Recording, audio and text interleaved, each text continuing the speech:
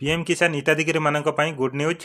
Hello guys, समस्त को नमस्कार। मु लाइबान पीएम किसान हिताधिकारी मानक पई गुड न्यूज आसीगला। काली मिलवा जाऊँगी पीएम किसान योजनार 18तम किस्ती टंका क्यों मानक मिल पीएम किसान योजनार 18तम किस्ती टंका वीडियो शेष जाए देखो। जदि आपण मैंने आम चैनल को सब्सक्राइब कर गोटे सब्सक्राइब कर दिंतु एवं घंटी चिन्ह को बजाई दिंतु, ऑल ऑप्शन उपर क्लिक कर दिंतु।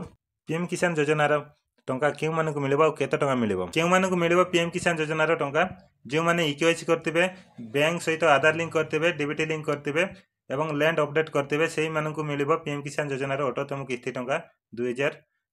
जदि आपण मैंने पूर्व किस्ती टंका पाई नांती पेंडिंग किस्ती भी आपण मैंने पाई जिबे 2-2-4,000 टंका। जदि आपण मैंने इकेवाईसी करनथिले ऑनलाइन रे भी इकेवाईसी करि होची, लैंड सीडिंग करि होची, आउ बैंक खाता सह डीबीटी लिंक मध्य ऑनलाइन रे करि होची, निज मोबाइल रे करि परिबे।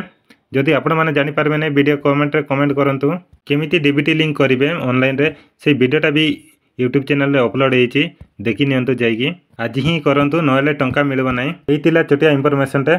जदि वीडियोटा आपण मानकु भल लागे लाइक शेयर सब्सक्राइब करबाक भूलबे नै एवं संग साथी मानकु शेयर करंतु। थैंक यू, जय जगन्नाथ।